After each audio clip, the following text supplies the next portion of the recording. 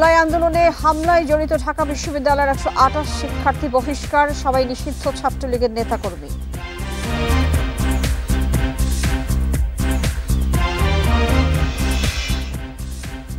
এক 11-র মতো আবারও বিএনপিকে মিডিয়া ট্রায়ালের মুখোমুখি করা হচ্ছে, ষড়যন্ত্র একটি মহল, মন্তব্য তারেক রহমানের।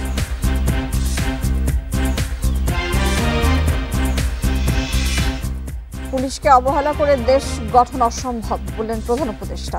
আইন না থাকলে সরকার বা গণতন্ত্র থাকবে না।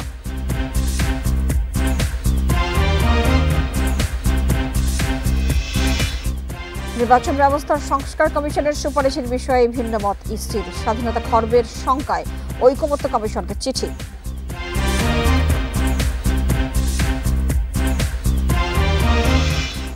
এবং ডিএনএ রিপোর্ট ছাড়াও ধর্ষণ মামলার বিচার চলবে জানালেন উপদেষ্টা। নারী ও শিশু নির্যাতন দমন আইনে পরিবর্তন বৃহস্পতিবার।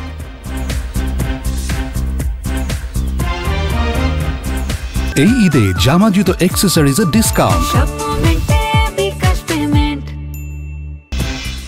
স্বাগত জানাচ্ছি বিরোধীন সংবাদ 9টায় বাংলাদেশে। আপনাদের সাথে আছে আমি মাহমুদা মৌমিতা। শিরোনামের পর চলে যাচ্ছে পুরো খবরে। গেল 15 জুলাই থেকে 5 আগস্ট পর্যন্ত ছাত্র জনতার অভ্যুত্থানে আন্দোলনকারীদের উপর হামলায় জড়িত 128 জন শিক্ষার্থীকে সাময়িক বহিষ্কার করেছে ঢাকা বিশ্ববিদ্যালয় প্রশাসন। এদের সবাই নিষিদ্ধ ঘোষিত ছাত্রলীগের রাজনীতিতে জড়িত। হামলার বিষয়ে তথ্যানুসন্ধান কমিটির প্রতিবেদনের ভিত্তিতে সোমবার বিশ্ববিদ্যালয়ের সিন্ডিকেট সভায় এই সিদ্ধান্ত নেওয়া হয়েছে। বহিষ্কৃতদের বিষয়ে আরও তদন্তের জন্য সিন্ডিকেট সদস্য অধ্যাপক ডক্টর তাজমেরি এস ইসলামকে প্রধান করে একটি কমিটি গঠন করা হয়েছে। এই কমিটিকে অতি দ্রুত প্রতিবেদন দিতে বলা হয়েছে। এই বিষয়ে বিশ্ববিদ্যালয়ের প্রক্টর অধ্যাপক সাইফুদ্দিন আহমদ জানিয়েছেন, 128 জনকে সাময়িক বহিষ্কার করেছে বিশ্ববিদ্যালয় প্রশাসন। পরে অধিকতর তদন্ত করে স্থায়ী বহিষ্কারের বিষয়ে সিদ্ধান্ত নেওয়া হবে। এছাড়া জুলাই গণ অভ্যুত্থানের সময় শিক্ষকদের ভূমিকার বিষয়ে আলাদা একটি কমিটি কাজ করছে।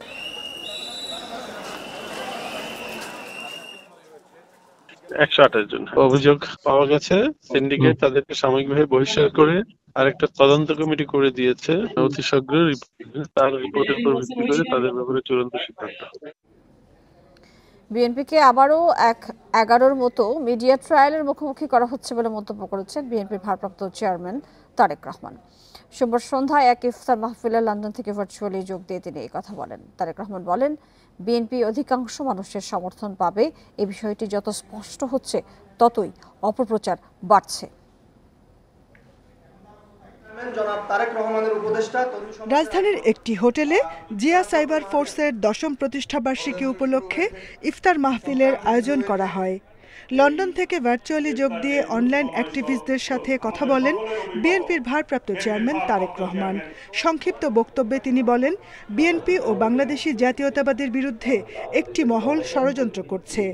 তিনি বলেন, বিএনপির সংখ্যাগরিষ্ঠতা পাওয়ার বিষয়টি যত স্পষ্ট হচ্ছে ততই বিএনপির বিরুদ্ধে মন গড়া অভিযোগ তোলা হচ্ছে। যারা ষড়যন্ত্র করছে বাংলাদেশ জাতীয়তাবাদী দল, বাংলাদেশি জাতীয়তাবাদী শক্তির বিরুদ্ধে, একই সাথে দেশের স্বাধীনতা সার্বভৌমত্বের বিরুদ্ধে, তারা তাদের অবস্থান থেকে তাদের সাথে যে সকল মিডিয়া হাউসের সম্পর্ক আছে তাদের মাধ্যমে ঠিক 1/11-এর সময় যেভাবে বিএনপিকে মিডিয়া ট্রায়ালের সম্মুখীন করা হয়েছিল, ঠিক একইভাবে এরকম একটি প্রেক্ষাপট ধীরে ধীরে তৈরি করার চেষ্টা তারা করছে।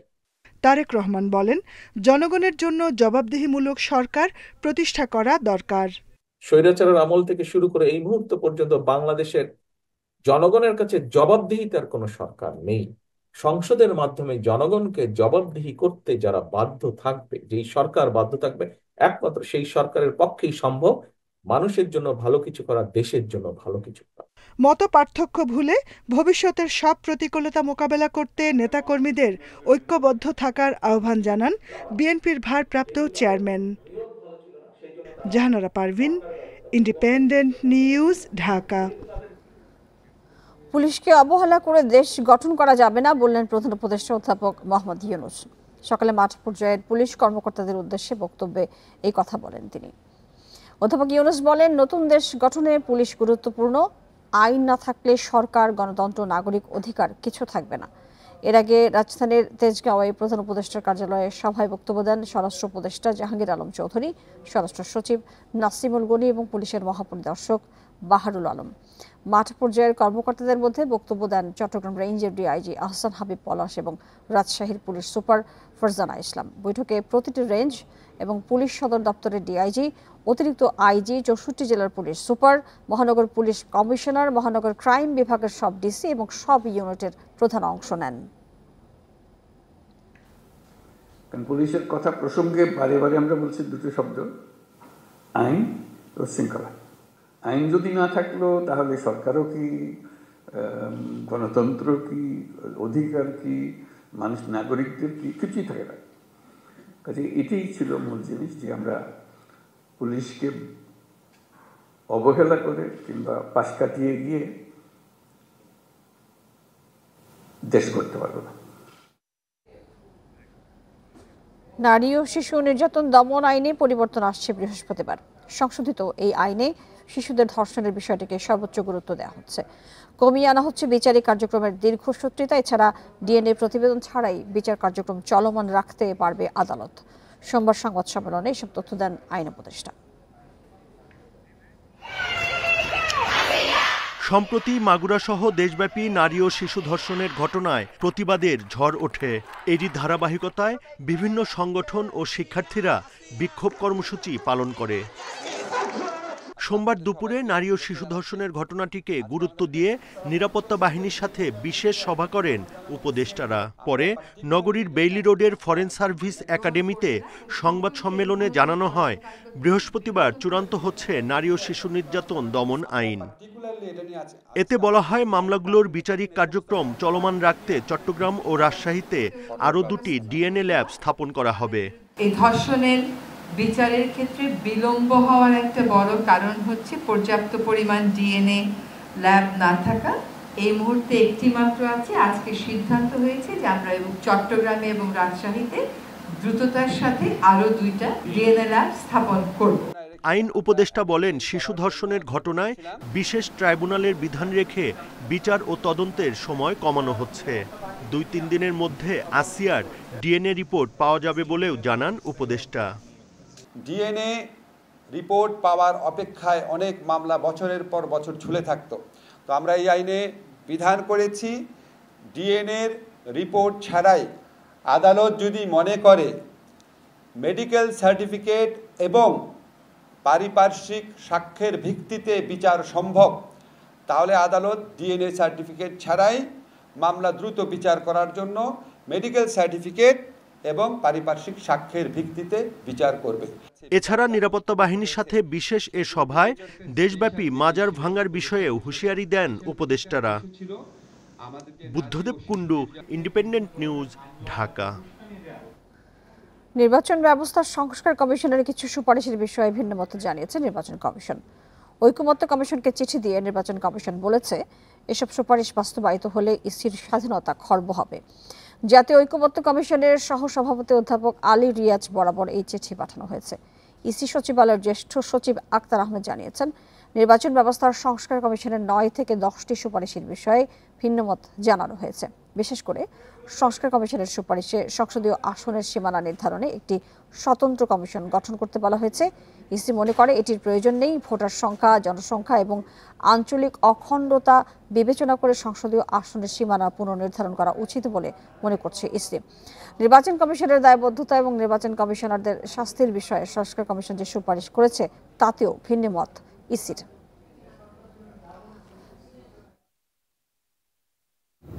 48 ঘন্টার ভিতরে একটা সার্টিফাই করতে হবে। এটা আমরা মনে করি যে এটা দরকার নেই, কারণ নির্বাচন সম্পর্কে রিটার্নিং অফিসার সন্তুষ্ট না হয়ে তো ফলাফল দিচ্ছেন না, নাম্বার 1। আর নাম্বার 2 হচ্ছে যে এটা গেজেট হচ্ছে, তো দ্যাট ইজ দ্য সার্টিফাইড। বড় পরিসরে প্রবাসীদের ভোটে অন্তর্ভুক্ত নিশ্চিত করতে চাইলে প্রক্সি ভোটের বিকল্প নেই বলে জানিয়েছেন নির্বাচন কমিশনার আবুল ফজল মোহাম্মদ সানাউল্লাহ। দুপুরে নির্বাচন ভবনে ওআইসিভুক্ত দেশগুলোর বাংলাদেশ মিশন প্রধানদের সাথে বৈঠকের পর একথা বলেন তিনি। এ সময় মালয়েশিয়ার হাইকমিশনার বলেছেন, বাংলাদেশে চলমান নির্বাচন ব্যবস্থা সহ সকল সংস্কারের সমর্থন আছে তাদের। জাতীয় নির্বাচন সামনে রেখে উন্নয়ন সহযোগী দেশ ও সংস্থাগুলোর সঙ্গে নিয়মিত আলোচনা করছে নির্বাচন কমিশন, যার ধারাবাহিকতায় আজ নির্বাচন কমিশনে আসে ওআইসিভুক্ত 10টি দেশের 12 জন প্রতিনিধি। এ সময় আসন্ন নির্বাচন ঘিরে কমিশনের কার্যক্রম, প্রস্তুতি ও বর্তমান গণতান্ত্রিক পরিবেশ তুলে ধরা হয় বিদেশি প্রতিনিধিদের কাছে। সেই সঙ্গে আলোচনা হয় কিভাবে আসন্ন নির্বাচনে বাড়ানো যায় প্রবাসীদের ভোট। 3টি বিকল্পের মধ্যে প্রক্সি ভোটিং পদ্ধতিতে বেশি সম্ভাবনা দেখছে নির্বাচন কমিশন। সত্যিকার অর্থে আমাদের প্রবাসীদেরকে ভোট দেওয়ার সুযোগ দিতে চাই, তাহলে কোনো না কোনো একটা অপশন বা সব অপশনের কম্বিনেশন আমাদেরকে নিতে হবে। আর বড় স্কেলে যদি আগামী নির্বাচনে যদি আমরা প্রবাসীদেরকে ভোট দেওয়াতে চাই, তাহলে প্রক্সি ছাড়া আর বিকল্প খুব একটা আছে বলে মনে হচ্ছে না। ওআইসির কাছে সহযোগিতা চেয়েছে কমিশন। সুষ্ঠু ভোট আয়োজনের প্রস্তুতি চলছে জানিয়ে ইসি সানাউল্লাহ বলেন, অতীতে ফিরতে চায় না কমিশন। আমাদের ক্যাপাসিটি বিল্ডিংয়ে, আমাদের ইন্টারন্যাশনাল এক্সচেঞ্জ প্রোগ্রামে, এক্সপিরিয়েন্স শেয়ারিংয়ে ইত্যাদিতে ওনাদের সহযোগিতা আমরা চেয়েছি। এদিকে নির্বাচনের পর্যবেক্ষক পাঠানোর পাশাপাশি সার্বিক সহায়তার আশ্বাস দিয়েছে মালয়েশিয়া সহ বিভিন্ন দেশ। অবশ্যই মালয়েশিয়া বাংলাদেশ সরকার গৃহীত নির্বাচন ব্যবস্থা সংস্কার সহ সকল সংস্কারকে সমর্থন করে। আমরা চাই একটি অবাধ, সুষ্ঠু নির্বাচন, যেখানে প্রবাসী শ্রমিকরাও অংশ নিতে পারবে। নির্বাচন কমিশন জানিয়েছে, কোনো প্রবাসী যেন ভোট দিতে গিয়ে আইনি বাধার সম্মুখীন না হয় সে বিষয়ে সতর্ক আছে কমিশন। আমাদের বর্তমান যে মেথডটা আছে আপনাদেরকে ইকরামুল কবির, ইন্ডিপেন্ডেন্ট নিউজ, ঢাকা। জাতীয় ঐকমত্য কমিশনের 166টি প্রস্তাবের মধ্যে 108টি প্রস্তাবে একমত, 32টিতে দ্বিমত এবং 26টিতে আংশিক একমত পোষণ করেছে আমার বাংলাদেশ পার্টি এবি পার্টি। সোমবার জাতীয় ঐকমত্য কমিশনকে লিখিত মতামত দেয় এবি পার্টি। মতামতে দলটির পক্ষ থেকে কমিশনের প্রস্তাবের পক্ষে বিপক্ষে এমন মতামত জানানো হয়েছে। Party chairman Mujibur Rahman Manju, vice chairman অবসরপ্রাপ্ত লেফটেন্যান্ট কর্নেল দিদারুল আলম, যুগ্ম সাধারণ সম্পাদক ব্যারিস্টার সানি আব্দুল হক এবং ব্যারিস্টার নাসরিন সুলতানা মিলির সমন্বয়ে একটি টিম এই লিখিত মতামত জমা দেন। জাতীয় ঐকমত্য কমিশনের পক্ষে মতামত গ্রহণ করেন সংবিধান সংস্কার কমিশনের চেয়ারম্যান ডক্টর আলী রিয়াজ, নির্বাচন কমিশন সংস্কার কমিশনের চেয়ারম্যান ডক্টর বদিউল আলম মজুমদার এবং প্রধান উপদেষ্টার বিশেষ সহকারী মনির হায়দার।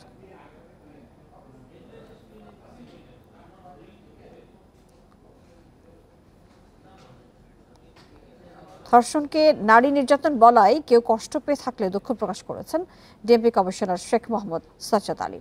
সম্প্রতি এক অনুষ্ঠানে দেওয়া বক্তব্য নিয়ে আলোচনা সমালোচনার পর দুঃখ প্রকাশ করলেন তিনি।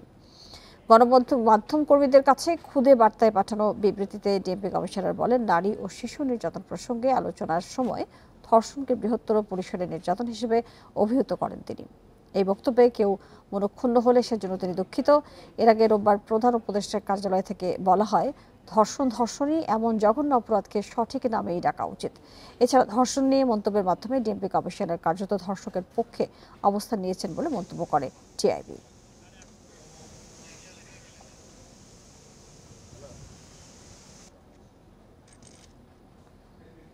মেট্রো রেলের কর্মীদের লাঞ্ছিত করার জের ধরে বরখাস্ত হয়েছে এমআরটি পুলিশের এক এসআই সহ 2 জন।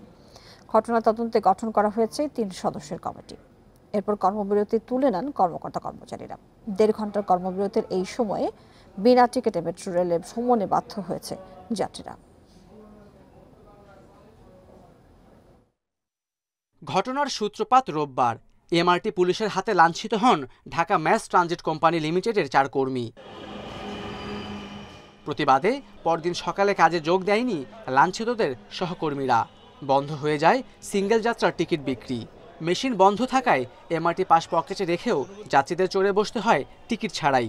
কারণ যেহেতু আমি পাঞ্চ করেছি, আবার টাকাটা ওখানে কেটেছে, মানে শো করেছে, তার মানে আমাকে নেক্সট টাইম আমার কাটতেও পারে। গার্ডরা যারা সিকিউরিটি গার্ড আছে তারা বলতেছে যে টিকিট লাগবে না, আপনারা চলে যান। কেন আমাদের টিকিট লাগবে না? আমরা তো প্রতিদিন টাকা দিয়ে। সবাই আবার আরেকদিকে চিন্তাই আছে যে এখানে আসার পরে আবার কি টাকা দেওয়া লাগবে নাকি টিকিট দেওয়া লাগবে, কি করা লাগবে, টেনশনে ছিলাম। আইসে দিয়ে এখানেও একই অবস্থা ছেড়ে দিচ্ছে। পুলিশের সাথে গ্যাঞ্জাম হয়েছে, সেটা পুলিশের সাথে ওনারা মিটায় ফেলবে, ওনাদের কর্তৃপক্ষ আছে তাদের সাথে বসবে, কিন্তু কর্মবিরতি যে দেশের সম্পদটা নষ্ট করা তাদের উচিত হয় না। খোলা আছে ইজিলি চলে গেলাম, এটা যাওয়া তো না, নিয়ম তো নিয়ম তো মানতে হবে। 1.5 ঘন্টা পর শেষ হয় কর্মবিরতি। এর মাঝে আন্দোলনকারীরা পেয়েছেন আশ্বাস এবং ব্যবস্থা নেওয়ার খবর। তদন্ত কমিটি অলরেডি করা হয়েছে, 3 সদস্যের মিনিস্ট্রি থেকে হাই পাওয়ার কমিটি একটা করে দেওয়া হয়েছে অলরেডি, যেখানে পুলিশ থাকবে, আমি থাকবো বা আমরা টিম থাকবে, আর মিনিস্ট্রি থেকে লোক থাকবে। কোনো রকম অপ্রীতিকর ঘটনা ছাড়াই মেট্রো রেল চলবে মসৃণ গতিতে আশা নগরবাসীর। Khaled Raihan, Independent news, Dhaka. বিপ্লবের পর রাষ্ট্র গঠনে ভয় বা লোভ লালসায় যুব সমাজ যেন পথহারা না হয় সে বিষয়ে সতর্ক থাকার আহ্বান জানিয়েছেন জামায়াতে ইসলামের আমির ডাক্তার শফিকুর রহমান। সন্ধ্যায় রাজধানীর একটি হোটেলে বাংলাদেশ ডেভেলপমেন্ট পার্টির ইফতার মাহফিলে তিনি এই আহ্বান জানান। বলেন, গণঅভ্যুত্থানের পর রাজনীতিকদের কাছে যুব সমাজের অনেক প্রত্যাশা ছিল, তবে বিভিন্ন বিরোধের কারণে সেটি পূরণে ব্যর্থ হচ্ছেন তারা। রাজনীতির চরম অবক্ষয় হয়েছে মন্তব্য করে দেশের উন্নয়নে সবাইকে একসঙ্গে কাজ করার আহ্বানও জানান জামায়াতের আমির। এদিকে আওয়ামী লীগকে নিষিদ্ধ করার দাবি জানান অন্য দলের নেতারা। আমি ভুল করলেও বলে স্যার আসানো, আমি শুদ্ধ করলেও বলে স্যার অসম্ভব কাজ আপনি সাধন করেছেন। এমন পর্যায়ে নিয়ে যাওয়া হয় আমি আর মানুষ থাকি না, রাজনীতিবিদরা আমরা অতিমানব হয়ে যাই। এটা রাজনীতি এবং দলের পতন নয়, একটা সভ্যতার পতন ঘটায়। 31 দফা নিয়ে কর্মশালা এবং ইফতার অনুষ্ঠানে জ্যেষ্ঠ নেতাদের সামনে দুপক্ষ মারামারিতে জড়িয়ে পড়ার ঘটনায় কাফরুল থানা বিএনপির 7 নেতাকে বহিষ্কার করেছে ঢাকা মহানগর উত্তর বিএনপি। রোববার রাতেই তাদের বহিষ্কার করা হয়। ঢাকা মহানগর উত্তর বিএনপির আহ্বায়ক আমিনুল হক জানান, কেন্দ্র ঘোষিত কর্মসূচির অংশ হিসেবে গতকাল রোববার মহানগর উত্তরের বিভিন্ন থানার নেতাদের নিয়ে দক্ষিণখানে 31 দফা ঘিরে কর্মশালা এবং ইফতার অনুষ্ঠানের আয়োজন করা হয়। কর্মশালা শুরুতেই মহানগর ও কেন্দ্রীয় নেতাদের সামনে কাফরুল থানা বিএনপির 2 গ্রুপ সংঘর্ষে জড়িয়ে পড়ে। এই ঘটনায় যারা জড়িত তাদের কয়েকজনের নামে আগেই এলাকায় আধিপত্য বিস্তার ইস্যুতে লিখিত অভিযোগ রয়েছে বলেও জানান মহানগর উত্তরের আহ্বায়ক। বহিষ্কৃতরা হলেন ঢাকা মহানগর উত্তরের আওতাধীন 94 নম্বর ওয়ার্ড বিএনপির কাফরুল থানা সভাপতি কবির হোসেন মিল্টন, 14 নম্বর ওয়ার্ড বিএনপির সভাপতি আবু হানিফ, সিনিয়র সহসভাপতি আরিফ মৃধা, 4 নম্বর ওয়ার্ড বিএনপির সিনিয়র সহসভাপতি সাইফুল ইসলাম, ঢাকা মহানগর উত্তর বিএনপির সাবেক সদস্য আহসানুল্লাহ চৌধুরী হাসান, 4 নম্বর ওয়ার্ড বিএনপির সাংগঠনিক সম্পাদক হুমায়ুন কবির নিখিল এবং 16 নম্বর ওয়ার্ড বিএনপির সাংগঠনিক সম্পাদক আলম ভুইয়া। এদিকে বহিষ্কারাদেশের পরপরই বহিষ্কৃত এবং তাদের সমর্থকরা রাত 10টার দিকে বহিষ্কারের প্রতিবাদে রাজধানীর মিরপুর 10 নম্বর গোল চত্বরে এলাকায় বিক্ষোভ মিছিল করেন।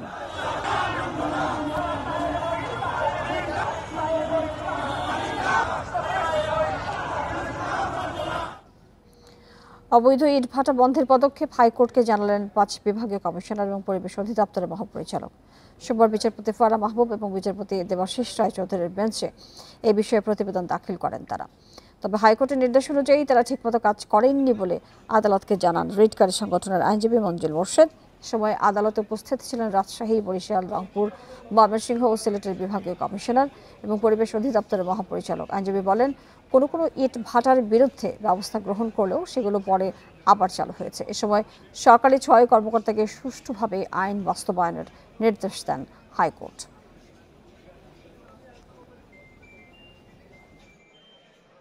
আদালত বলেছেন, আপনারা ফিল্ড লেভেলে কাজ করেন, আমরা যে আদেশটা দেই এটা বাস্তবায়ন আপনারা করবেন। আপনারা যদি বাস্তবায়ন করতে ব্যর্থ হন তাহলে সেক্ষেত্রে কিন্তু এই পরিবেশ দূষণ বন্ধ করা যাবে না। অতএব এটা সিরিয়াসলি আপনারা দেখবেন যাতে কোনোভাবে কেউ লাইসেন্সবিহীন কোনো ইটভাটা কেউ চালাতে না পারে। বিগত সরকারের সময় নানা খাতে দেয়া কর অব্যাহতির খেসারত দিচ্ছে এনবিআর। শিগগিরই কর ছাড় সংস্কৃতি থেকে এনবিআর বেরিয়ে আসবে বলে জানান সংস্থার চেয়ারম্যান। বলেন, আগামী বাজেটেই এর প্রতিফলন থাকবে। সোমবার রাজধানীর রাজস্ব ভবনে প্রাক বাজেট আলোচনায় এসব কথা বলেন তিনি। বলেন, কর সুবিধা দিয়েও দেশের পুঁজি বাজারের কোনো উন্নতি হয়নি। প্রতি বছর আয়কর খাতে নানা ধরনের কর ছাড় দেওয়া হয়। অভিযোগ আছে প্রভাবশালীরা এসব কর ছাড়ের সুবিধা পান, ফলে প্রকৃত রাজস্ব আয় থেকে বঞ্চিত হয় সরকার। এনবিআরের তথ্য মতে 2020-21 অর্থ বছরে প্রায় 1.25 লাখ কোটি টাকার আয়কর ছাড় দেওয়া হয়। এবারের প্রাক বাজেট আলোচনায়ও বিভিন্ন ক্ষেত্রে কর ছাড়ের দাবি জানান পুঁজিবাজার, ব্যাংক, বিমা ও আর্থিক প্রতিষ্ঠানের প্রতিনিধিরা। শেয়ার বিক্রি করে বছরে 50 লাখ টাকার বেশি মুনাফা করলে তার ওপর 15% হারে যে গেইন ট্যাক্স দিতে হয় তা মওকুফের দাবি জানান ডিএসি চেয়ারম্যান। হাই নেটওয়ার্থ ইন্ডিভিজুয়ালদেরকে মার্কেটে ফিরিয়ে আনতে চায়, সেক্ষেত্রে ডেফিনেটলি এখানে ক্যাপিটাল গেইন ট্যাক্সটার উপরে নজর দেওয়া উচিত। এ সময় এনবিআর চেয়ারম্যান বলেন, কর সুবিধা দেওয়ার পরও দেশের অর্থনীতিতে তেমন ভূমিকা রাখতে পারেনি পুঁজিবাজার, বরং রাজস্ব হারাচ্ছে সরকার। আপনি জাতিকে রেভিনিউ দিবেন না, কোনোভাবেই দিবেন না, আপনি নিজে কি বলেন টাকা কাটাই ব্যবসা করলেন, আপনি 100 টাকা লাভ করলেন, তাও 50 টাকার উপরে গেলে আপনি 15 টাকা দিবেন না। আপনি বলতেছেন এই রোগ থেকে আমাদেরকে সরতে হবে, এটাও কিন্তু গভর্নেন্স সমস্যা। শেয়ার বাজার ধসের পিছনে সরকারি বিনিয়োগ সংস্থা আইসিবির ভূমিকা রয়েছে বলেও মন্তব্য করেন এনবিআর চেয়ারম্যান। এছাড়া আগামী অর্থবছর থেকে আমদানি ঋণপত্র খোলার ওপর আবগারি শুল্ক কমানোর আশ্বাস দেন তিনি। Shafil Alam Sujan, Independent news, Dhaka. পিলখানা হত্যাকাণ্ডের বিস্ফোরক মামলায় 239 জনের জামিনের বিষয়ে আদেশের সময় তৃতীয় দফা পিছিয়ে গেল। আগামী 10 এপ্রিল জামিন শুনানির আদেশ এবং সাক্ষ্য গ্রহণের নতুন দিন ঠিক করেছেন আদালত। বিকেলে জামিন শুনানির আদেশের জন্য এই দিন ঠিক করেন ঢাকার বিশেষ ট্রাইব্যুনাল 2 এর বিচারক মোহাম্মদ ইব্রাহিম মিয়া। এ সময় বারবার জামিন আদেশ পিছিয়ে যাওয়ার কারণ হিসেবে ঢাকার বিশেষ জজ আদালত 2 এর chief public prosecutor Mohammad Borhanuddin বলেন, 239 জনের মধ্যে 150 জনের বেশি আসামির জামিনের আবেদন দুবার পড়েছে। এছাড়া মৃত্যুদণ্ড এবং যাবজ্জীবন সাজাপ্রাপ্ত আসামিদের জামিন চাওয়ায় মামলার নথিপত্র যাচাই বাছাই করতে বেগ পেতে হচ্ছে আদালতের।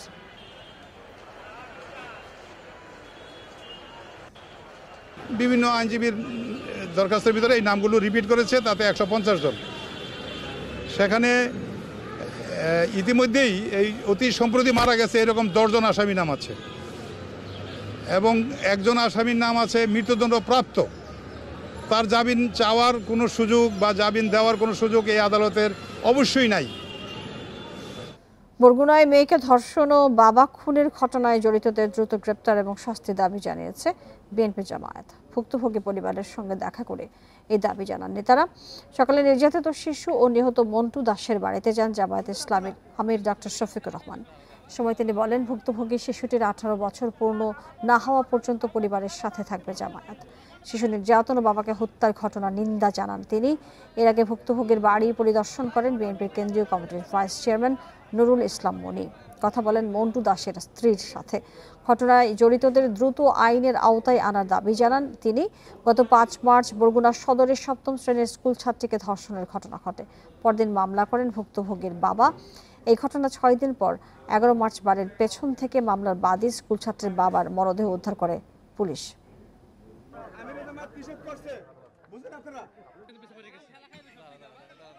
মহান আল্লাহর পর ভরসা করে আমরা তাদেরকে আশ্বস্ত করে এসেছি, আমরা প্রতি মাসে এই পরিবারের সাথে থাকব ইনশাআল্লাহ।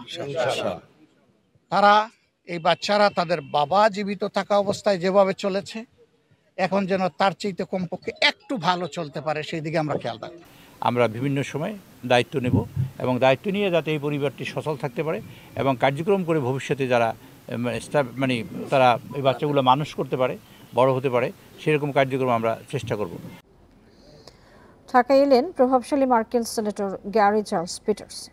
একদিনের ছুটিকা সফরে তিনি বিকেলে ঢাকায় পৌঁছান বলে নিশ্চিত করেছে পররাষ্ট্র মন্ত্রণালয়। যুক্তরাষ্ট্রের অস্ত্র ক্রয় বিষয়ক সংসদীয় কমিটির চেয়ারম্যান প্রভাবশালী সেনেটর গ্যারি চার্লস সেনাবাহিনী, বিমান বাহিনী এবং নৌবাহিনীর প্রধানের সাথে আলাদা বৈঠক করবেন। এসব বৈঠকে দুই দেশের নিরাপত্তার সহযোগিতা নিয়ে আলোচনা হতে পারে। এছাড়া আলোচনায় 3 বাহিনীর জন্য মার্কিন নিরাপত্তার সরঞ্জাম বিক্রির প্রস্তাবও উঠতে পারে বলে জানা গেছে। পররাষ্ট্র উপদেষ্টা তৌহিদ হোসেনের সাথে সৌজন্য সাক্ষাৎ করবেন গ্যারি চার্লস পিটার্স। যুক্তরাষ্ট্রের ডেমোক্রেটিক পার্টির সেনেটর হলেও দেশটির গুরুত্বপূর্ণ দায়িত্বে রয়েছেন তিনি।